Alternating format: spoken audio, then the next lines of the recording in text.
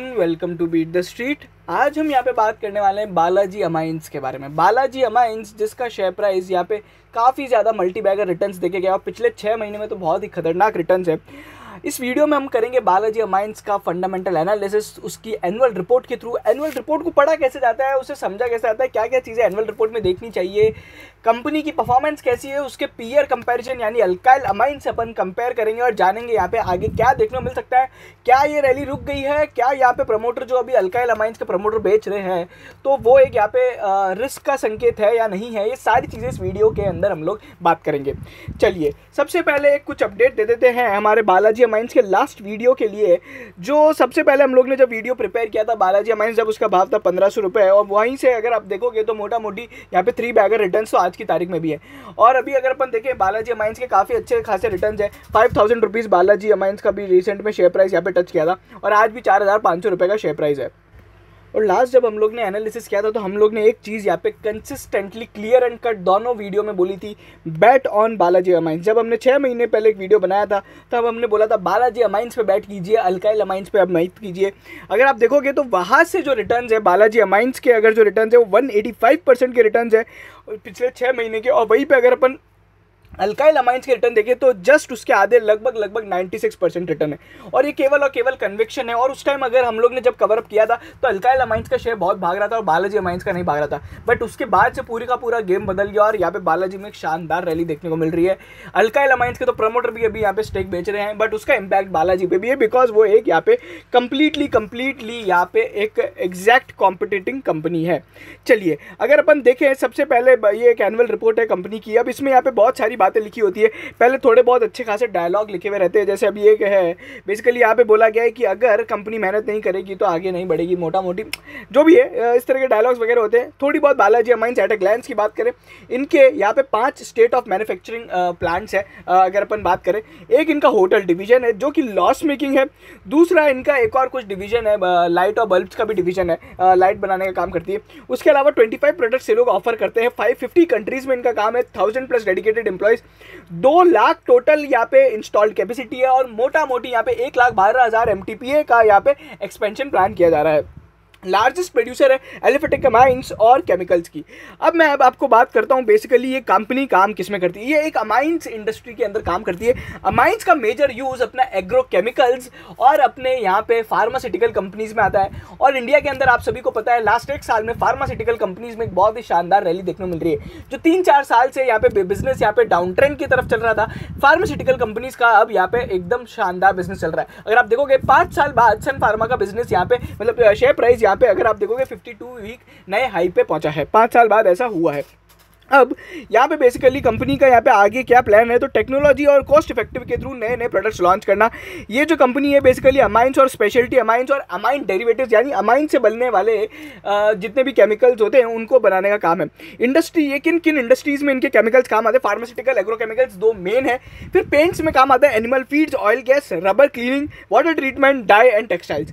एक इंपॉर्टेंट बात मैं आपको बताना चाहूँगा, कभी भी आप किसी भी केमिकल इंडस्ट्री के यहाँ पे इंडस्ट्री सब को पढ़ो तो आप ये भी समझो वो इंडस्ट्री परफॉर्म कैसे कर रही है। हाल ही में अगर अपन देखें लास्ट 2-3 महीने का डेटा ले तो फार्मास्यूटिकल इंडस्ट्रीज यहाँ पे थोड़ा नेगेटिव परफॉर्म कर रही है because of US price erosion. अगर अपन देखें इसका यहाँ पे इम्पैक्ट नेटको फार्मा, डॉक्टर रेड्डी, सभी तरह की बड़ी बड़ी फॉर्मुलेशन कंपनीज पे यहाँ पे इम्पैक्ट आया है। इसीलिए यहाँ पे अमाइंस के यहाँ पे जो भाव है वो भी इतने कोई खास नहीं है। और वहीं पे अमाइंस में एक और यहाँ पे ग्लोबली क्या प्रॉब्लम हो रही है, अमाइंस बनाने के लिए एक बहुत इंपॉर्टेंट रॉ मटेरियल होता है एसिटिक एसिड, जो कि बेसिकली जुबिलेंट इंग्रेविया और ये वाली कंपनीज बनाती है। उनका जो प्राइस है एसिटिक एसिड जो इनका एक रॉ मटेरियल है उसका प्राइस यहाँ पे बहुत तेज़ी से यहाँ पे भागा है। लास्ट कुछ 1-2 महीने में उसका प्राइस बहुत ज़्यादा भाग चुका है और इसके कारण इनके यहाँ पे डिमांड, इनके जो मार्जिन है उन पे इम्पैक्ट आएगा। दूसरी चीज़ ये भी है कि यहाँ पे जो आप ये सोचे कि मार्जिन पे इसलिए भी इम्पैक्ट आएगा बिकॉज इनको प्राइस जो राइज करने में, इंक्रीज करने में अपने प्रोडक्ट की थोड़ा टाइम लगता है। लास्ट ईयर इनकी जो लास्ट क्वार्टर में कॉन कॉल थी उसमें भी यही बात बोली गई थी कि एसिटिक एसिड के कारण इन लोग को लिटरली यहाँ पे प्लांट्स भी बंद करने पड़े थे। जो ज़्यादा ऐसे प्रोडक्ट्स है जो एसिटिक एसिड यूज़ करके बनाए जाते हैं उनके लिटरली इन लोग ने प्लांट भी बंद किए गए थे।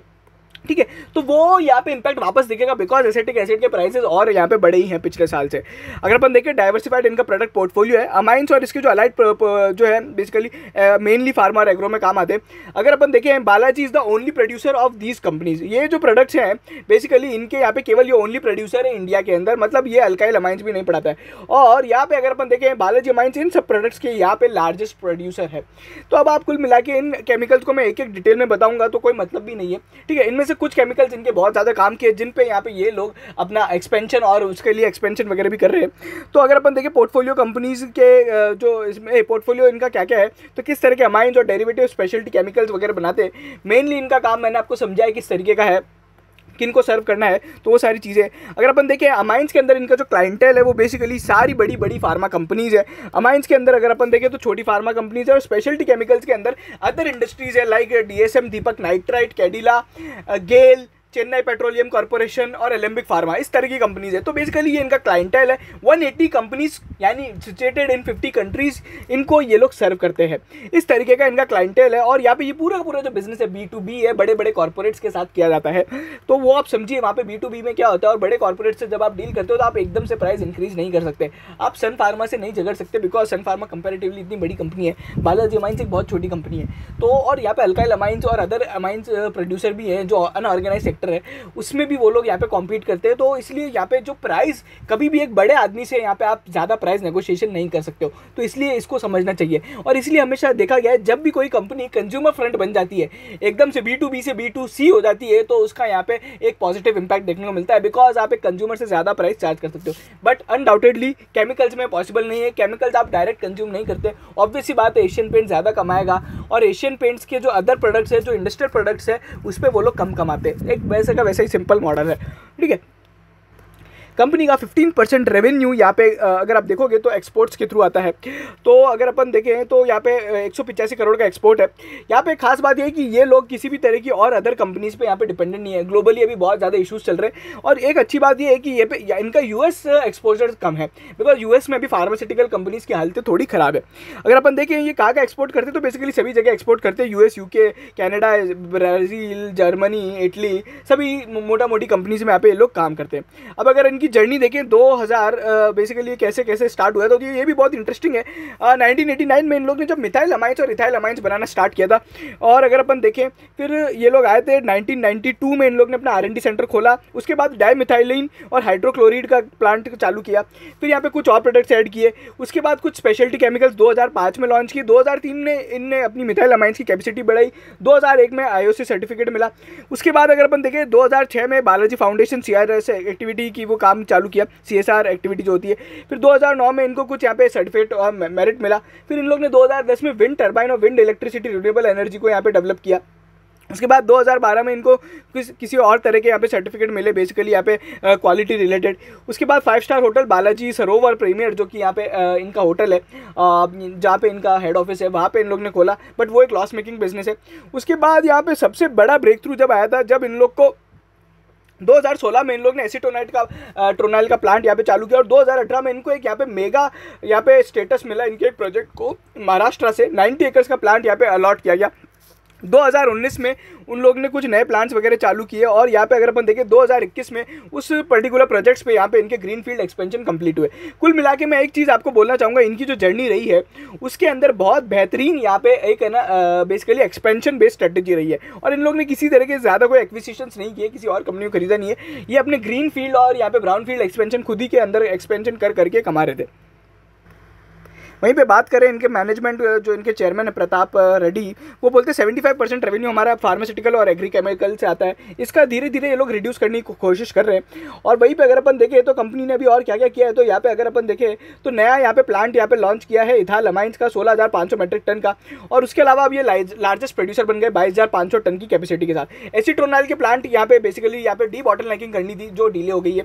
अभी अगर अपन देखें तो डी बॉटलनेकिंग का मतलब क्या होता है, बेसिकली यहाँ पे एक अनफ्रूटफुल यहाँ पे प्रोसेस को हटा कर यहाँ पे डी बॉटलनेकिंग, मतलब आप समझो कि मान लीजिए मेरा पानी बनाने का काम है, ठीक है, मैं वाटर मैन्युफैक्चरर हूँ, वाटर बॉटल्स बनाता हूँ।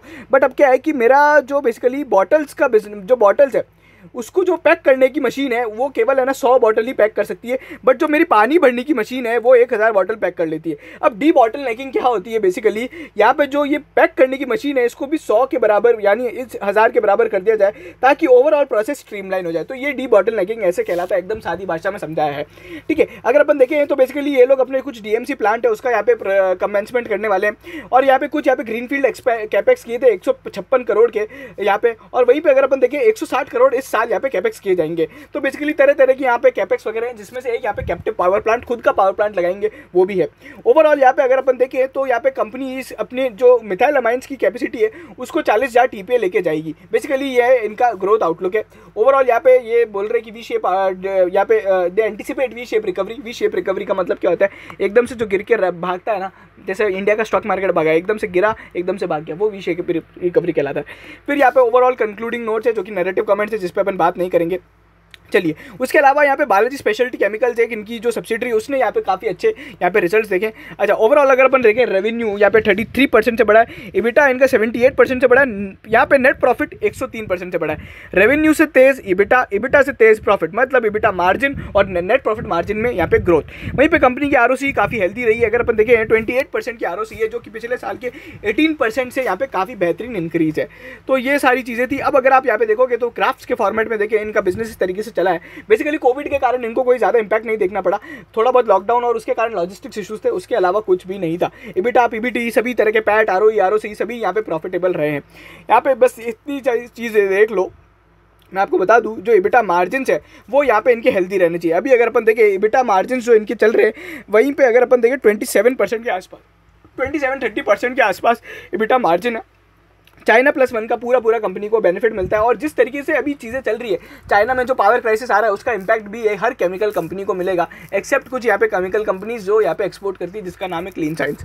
चलिए, तो कॉम्पिटिटिव एडवांटेज क्या है, बेसिकली ये वैल्यू एडेड प्रोडक्ट्स बनाते हैं और जीरो लिक्विड डिस्चार्ज फैसिलिटी है, लोकल सोर्सिंग, ये सारी जो अपने प्रोडक्ट्स है लोकल सोर्स करते हैं, कस्टमर बेस इनका हाई है, डाइवर्सिफाइड प्रोडक्ट फोलियो है। दूसरा यहाँ पे एक एंट्री बैरियर है, बिकॉज एक फार्मास्यूटिकल कंपनी को अभी जब आप प्रोडक्ट बेचते हो तो उनके बहुत ज़्यादा स्ट्रिक्ट कानून होते हैं, स्ट्रिक्ट बेसिकली उनके टर्म्स होते हैं, तो हर कोई यहाँ पे अमाइंस नहीं बना सकता है, ठीक है। तो बेसिकली यहाँ पे है ना एक एंट्री बैरियर भी है। और इसीलिए अगर अपन देखेंगे तो बालाजी अमाइंस और अल्काइल अमाइंस इतने बड़े हैं और इस इंडस्ट्री के एकदम मतलब बोलते हैं ना स्पेशलाइज्ड है, कोई और इंडस्ट्री इसमें यहाँ पे कैप्चर नहीं कर रही। मतलब अगर अपन देखें दीपक नाइट्राइट या फिर कोई बड़ी कंपनी यहाँ पे नवीन फ्लोरिन जैसी, वो इस बिजनेस को नहीं अटैक कर रही है, ठीक है, though they are bigger than them, यानी टाटा केमिकल्स जैसी कंपनी भी नहीं कर रही है। तो बेसिकली यहाँ पे एक एंट्री बैरियर है ओवरऑल ऑपरेशनली भी।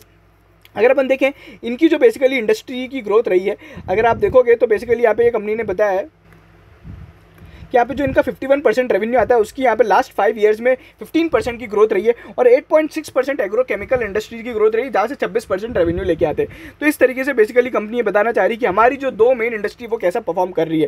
कैपिटल एक्सपेंशन की बात करिए और जो एक्सपेंडिचर्स की बात करिए वो सब मैंने आपको बताया है। इसका एक डिटेल्ड अपन चार्ट भी देख लेंगे, वो सब चीज़ें ESG वगैरह में बहुत ज़्यादा काम किया है जिसके यहाँ पे कोई प्रॉब्लम ही नहीं। अच्छा, पूरी की पूरी जो कंपनी है रेड्डी परिवार है और इनके कुछ यहाँ पे भाई बंद और वो सब मिला के पूरी की पूरी फैमिली गवर्न कंपनी है। एक चीज़ मैं कहना चाहूँगा कि यहाँ पे जो बोर्ड ऑफ डायरेक्टर्स है बालाजी अमाइंस के, वो थोड़े यहाँ पे इंफीरियर है as compare to alkyl amines. Alkyl amines के जो बोर्ड ऑफ डायरेक्टर्स है उसमें काफ़ी अच्छे लोग हैं और यहाँ पे जो बालाजी अमाइंस है उसमें इतने अच्छे लोग नहीं है। अच्छे लोग से मेरा मतलब है इंडिपेंडेंट डायरेक्टर्स की बात कर रहे हैं, ठीक है। उसके अलावा अवार्ड्स वगैरह मिले हैं वो सब चीज़ें, ठीक है। और जो इनकी सब्सिडरी है बालाजी स्पेशलिटी केमिकल्स, वो बेसिकली यहाँ पे इथाइल डायनामाइन, EDA, एनोड्राइज और डेटा करके यहाँ पे केमिकल्स वगैरह बनाती है। तो इस तरीके से इनका उस बिज़नेस का काम है, सब्सिडरी का काम। वहीं पे थोड़े की इंडस्ट्री ट्रेंड्स और मैनेजमेंट डिस्कशन एनालिसिस है, ये सबसे इंपॉर्टेंट पार्ट होता है एनुअल रिपोर्ट का जो अपने को पढ़ना चाहिए।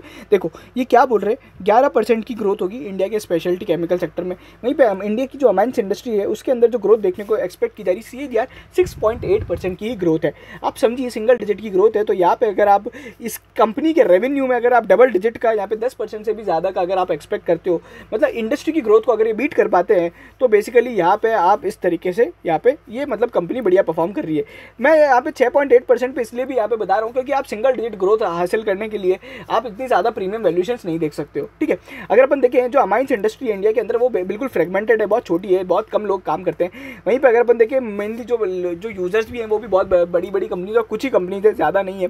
अगर अपन देखें बेसिकली जो इंक्रीज इन डिमांड आया तो बिकॉज ऑफ कोविड एग्रोकेमिकल और एग्रीकल्चर वाटर ट्रीटमेंट और इन सब की जो डिमांड में एक अपटिक देखने को मिला था, वो सारी चीज़ें। वहीं पर अगर अपन देखें कंपनी के इस बिजनेस में एक और चीज़ है जो एलिफेटिक अमाइंस है, वो हजार्डियस नेचर होते हैं, इसलिए हर किसी को यहाँ पे मैन्युफैक्चरिंग करने का यहाँ पे राइट नहीं होता। और वहीं पे अगर अपन देखें पहले ये जो चीज़ें थी, ये अमाइंस जो थे बेसिकली चाइना से यहाँ पे एक्सपोर्ट किए जाते थे, इम्पोर्ट किए जाते थे। बट बीइंग यहाँ पे एक जो बेसिकली लॉजिस्टिकल चैलेंज हो जाता था, बिकॉज एक हजार्डियस चीज़ को आपको बुलाना पड़ता था बाहर से। तो अब यहाँ पे बेसिकली यहाँ पे क्या हो गया है, ये एशिया पैसिफिक में ये इस पर्टिकुलर अमाइंस के हाईएस्ट प्रोड्यूसर्स और कंज्यूमर है। मतलब अगर सॉरी ये लोग चाइना की बात कर रहे हैं, बट यहाँ पे एक इफेक्टिव यहाँ पे है ना बेसिकली यहाँ पे शिफ्ट देखने को मिला था। बेसिकली जो एलिफेटिक अमाइंस थे उनके यहाँ पे शिफ्ट देखने को मिला है कि अब वो उनकी जो बड़ी बड़ी फार्मा कंपनीज है वो यहाँ पे लोकली सोर्स कर रही है। अच्छा, अब यहाँ पे थोड़ा बहुत अगर अपन देखें तो बेसिकली थ्रेट एनालिसिस और वो जो अपन करते हैं शॉर्ट एनालिसिस, तो उसमें देखें तो इंपोर्ट सब्स्टिट्यूट बहुत बड़ी यहाँ पे एक इनके लिए अपॉर्चुनिटी है। दूसरा, चाइना में जिस तरीके की प्रॉब्लम चल रही है उस चाइना के मार्केट को टैप करना इनके लिए सबसे बड़ी अपॉर्चुनिटी है। दूसरा, यहाँ पे थ्रेट क्या है, इनके बिजनेस के अंदर थ्रेट है because of loss of customer, fierce competition. दूसरा, मार्जिन पे इंपैक्ट आना, रॉ मटेरियल की प्राइस बढ़ जाना। तो बेसिकली ये सारी चीज़ें इनके लिए थ्रेट है। थ्रेट यहाँ पे एक और हो सकता है कि अगर कल को चाइना यहाँ पे वापस कम बैक करता है अपनी केमिकल इंडस्ट्री के अंदर, जबकि अभी यहाँ पे बिल्कुल एक्सपेक्ट नहीं किया जा रहा है, बट यहाँ पे फिर भी यहाँ पे एक अगर कम बैक हुआ तो इनकी पूरी ओवरऑल केमिकल इंडस्ट्री पे भी इम्पैक्ट आएगा। दूसरा, फार्मास्यूटिकल कंपनीज अगर बहुत ज़्यादा नेगेटिव परफॉर्म करती हैं कंपैरेटिवली लास्ट ईयर से, तो यहाँ पे एक और नेगेटिव इंपैक्ट देखने को मिल सकता है। इनके जो रेशोज थे फिनेंशियल रेशोज, उसके अंदर काफ़ी ज़्यादा यहाँ पे एक इंप्रूवमेंट देखने को मिला है। मोस्टली जो रेशोज का बढ़ने का कारण, मतलब सुधरने का कारण था वो रिडक्शन इन बोरोइंग्स। कंपनी ने अपना करंट रेशो सुधारा है। वहीं पे कंपनी का डेटर टर्नओवर रेशो बढ़ा है, बट डेटर का अमाउंट कम हुआ है। बेसिकली ये क्या हुआ कि सेल्स यहाँ पे बहुत ज़्यादा बढ़ गई है, तो यहाँ पे जो डेटर टर्नओवर रेशो है वो थोड़ा बढ़ गया है। मतलब ये बेसिकली पॉजिटिव फैक्ट ही है, ठीक है। और कंपनी ने अपने क्रेडिट रूल्स वगैरह भी यहाँ पे टाइटन कर दिए हैं। अच्छा, इन्वेंट्री टर्नओवर भी यहाँ पे बेसिकली यहाँ पे अगर अपन देखें तो बड़ा है, जो कि यहाँ पे एक अच्छी बात है। वहीं पे डेट टू इक्विटी तो अब जीरो हो गया है। इंटरेस्ट कवरेज रेशो एकदम से बढ़ गया है। ऑपरेटिंग प्रॉफिट मार्जिन यहाँ पे बढ़ गया है। नेट प्रॉफिट मार्जिन 18.69 आ गया है। अभी अगर अपन देखेंगे तो 32% है और अभी लास्ट क्वार्टर में 27-28% हो गया था, तो 4% का यहाँ पे मार्जिन इंपैक्ट आया। और आने वाले फर्दर जो क्वार्टर है, इस क्वार्टर में तो हो सकता है एक अच्छा खासा ज़्यादा इंपैक्ट आ जाए। इवन जो EBITDA मार्जिन है 25% से कम चले जाए because of ascetic asset rise in price of यहाँ पे रॉ मटीरियल। ये बहुत ज़्यादा इंपॉर्टेंट है। अच्छा, इनकी प्रोडक्ट वाइज परफॉर्मेंस है। एलिफाइटिक अमाइंस जो है ये सबसे ज़्यादा बनाते हैं। अगर अपन देखें तो वो यहाँ पे 18,000 टन बनाते हैं, 234 करोड़ का होता है। स्पेशलिटी केमिकल 37,000 मेट्रिक टन बनाते हैं, उनसे 533 करोड़ का रेवेन्यू आता है। और कुछ डेरिवेटिव्स ऑफ अमाइंस है वो ये लोग बनाते हैं। तो इस तरीके से इनकी प्रोडक्ट यहाँ पे चीज़ें होती है। अगर अपन देखें तो बेसिकली इनके एक्सपेंशन प्लान्स है जो यहाँ पे कंपनी ने बताए हैं, जो कि यहाँ पे चल रहे हैं।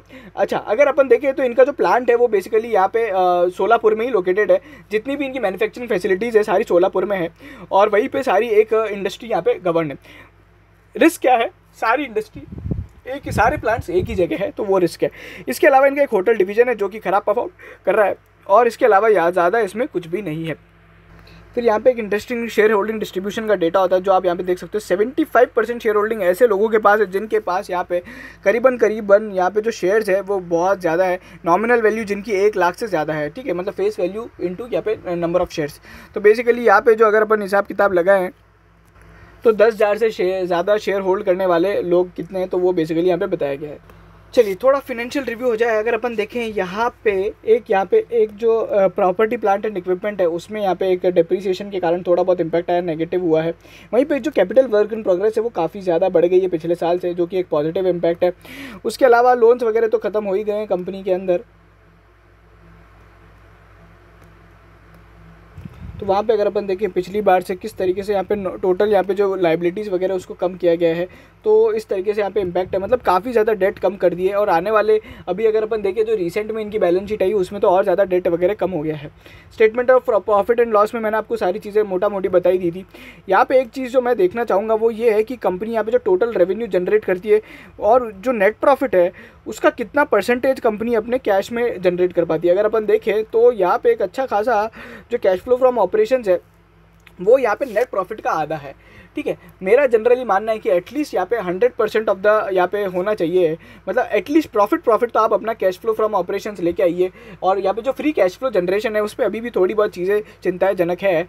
बाकी यहाँ पे इन्वेस्टिंग कैश फ्लो नेगेटिव है, मतलब यहाँ पे कंपनी अपना पैसा इन्वेस्ट कर रही है, और फिनेंसिंग से जो कैश फ्लो है वो भी नेगेटिव है बिकॉज यहाँ पे कंपनी ने पैसा उनको पे किया है, मतलब बैंकों को लोन चुकाया है। तो उस तरीके से ये है। तो मोटा मोटी यहाँ पे देखिए बैलेंस शीट में इतने ज़्यादा इशूज़ नहीं है, ठीक है, और यहाँ पे बाकी सब चीज़ें भी ठीक ठाक है। अगर कंपनी के कुछ रेशोज़ देखें तो बेसिकली इसका जो पी है 49 का है, आर ओ सी 35 30 और आर ओ ई 30% का है।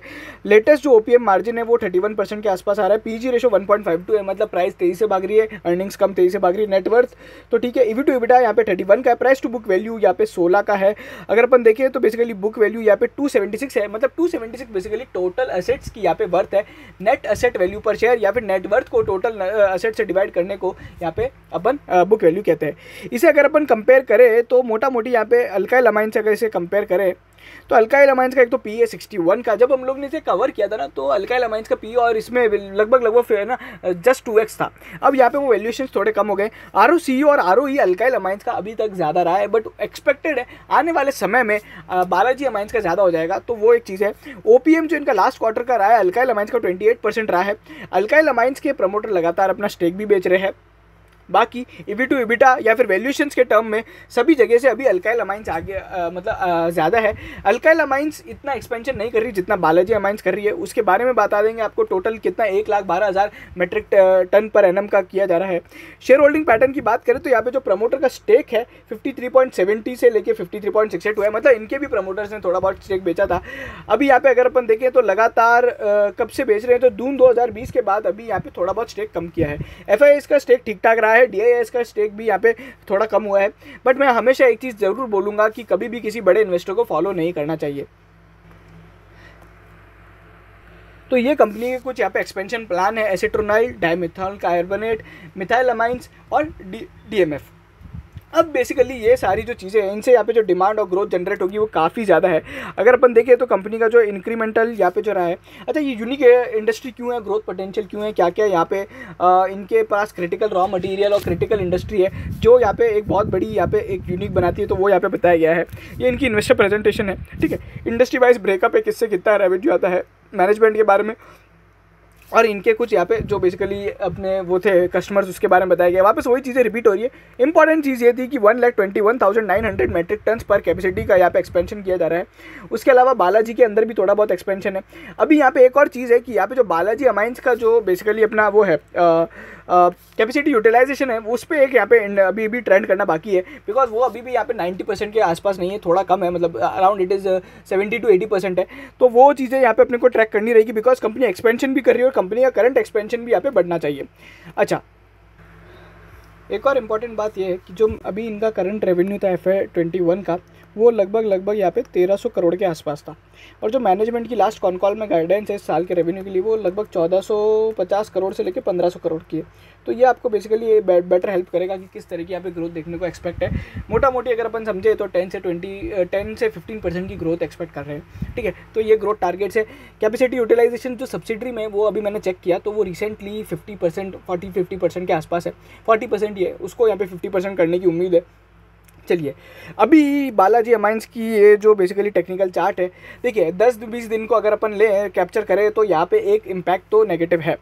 मैं यहाँ पे टेक्निकल्स पे अभी भी ज़्यादा फोकस नहीं करूँगा। उसके पीछे रीज़न है क्योंकि यहाँ पे एसिटिक एसिड की जो प्राइस है बहुत ज़्यादा यहाँ पे बढ़ गई है। रॉ मटेरियल्स मार्जिन पे इम्पैक्ट आएगा, और जो कोठारी करके जो प्रमोटर्स है अल्काइल अमाइंस के अंदर वो कंटिन्यूसली सेल कर रहे हैं। तो वो आप समझिए कि अगर एक इंडस्ट्री में कोई यहाँ पे प्रमोटर बेच रहा है तो मतलब सारी कंपनीज में नेगेटिव परफॉर्मेंस एक्सपेक्टेड हो सकती है, तभी प्रमोटर बेच रहा है। ओवरऑल उसके पास अपने पास रीज़न भी है कि एसिटिक एसिड की प्राइस है तो बड़ी है, तो मार्जिन पे इम्पैक्ट आएगा। तो इसमें जो फ्रेश एंट्री की जानी चाहिए किसी को भी, तो वो एक बार रिजल्ट्स के बाद करनी चाहिए, ठीक है। हो सकता है रिजल्ट्स के बाद आपको ये जो स्टॉक है 4500 के आसपास चल रहा है, 4000 के आसपास मिल जाए, तो वो एक सही बैरियर होगा मेरे हिसाब से, जब अपन इस पर बैट कर सकते हैं। 4000 एक अच्छा खासा यहाँ पे लेवल है। 6 महीने का भी चार्ट देखते हैं तो एक अच्छा खासा है। बट अगर कोई शॉर्ट टर्म पे खेलना चाहता है और थोड़ी बहुत यहाँ पे रैली को भाग लेना चाहता है तो मैं बोलूँगा 4500 वाला लेवल भी ठीक ठाक है। बट यहाँ पे अभी मल्टी बैगर गेंस आप बिल्कुल एक्सपेक्ट मत कीजिए। It is one of the अब फेयरली वैल्यूड कंपनी है। और एक अगर अपन नॉर्मल सिनेरियो में लें तो यहाँ पे आप वापस किस तरह के रेवेन्यू मतलब रिटर्न्स एक्सपेक्ट कर सकते हो, तो जो अभी 4500 का भाव चल रहा है वो मोटा मोटी 6000 के आसपास पहुँच जाएगा। अगर यहाँ पे कुछ की ट्रेंड्स है जो यहाँ पे अपने को देखने रहेंगे, फार्मास्यूटिकल इंडस्ट्री में रिबाउंडिंग देखनी रहेगी। दूसरा यहाँ पे अपने को जो चाइना का इम्पैक्ट है वो अगर पॉजिटिव कैसे यहाँ पे आता है, कैपेसिटी यूटिलाइजेशन और मैनेजमेंट का कैपेक्स प्लान, एबिटा मार्जिन जो कि 30% के आसपास चल रहे वो मेंटेन रह पाते हैं कि नहीं, क्योंकि एसिटिक एसिड की प्राइसें बड़ी है। और बाकी यहाँ पे कुछ की ट्रेंड्स यहाँ पे रिजल्ट्स के बाद ही अपन इस पर डिस्कशन करेंगे। तो अभी यहाँ पे होल्ड की सिचुएशन रहेगी, जो ऑलरेडी लोगों ने होल्ड कर रखा है पुराने भाव वाले, मतलब जो भी 1500 या 900 2000 रुपये, मतलब मैं बोल रहा हूँ 3500 4000 से नीचे जिन लोगों ने खरीद रखा है वो तो अभी आराम से होल्ड करें, ठीक है। बट यहाँ पे फ्रेश बाइंग अपन करेंगे रिजल्ट्स को देखने के बाद। हो सकता है रिजल्ट्स के टाइम पे थोड़ी बहुत एक यहाँ पे नेगेटिव इंपैक्ट देखने को मिल सकता है बिकॉज ऑफ यहाँ पे मार्जिन फ्रंट। चलिए, तो ये वीडियो था, ये एनालिसिस था और ये सारे टारगेट प्राइस थे, सारे की ट्रेंड्स थे, की ट्रिगर्स थे, सारी चीज़ें अपन ने डिस्कस करी है। मैनेजमेंट क्या बोलता है, गाइडलाइंस क्या है, क्या सोचता है, कैसे काम कर रहा है, कौन मैनेजमेंट में है, कौन नहीं है, और किस तरीके से अल्काइल अमाइन से ये कंपनी डिफरेंट है।